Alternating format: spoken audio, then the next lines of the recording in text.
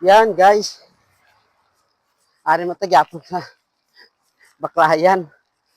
Wala pa takalabot. Di na dalagan ta kay taklad. Hindi man ta persado. Mahinang nilalang kita. Hindi kita malakas na nilalang.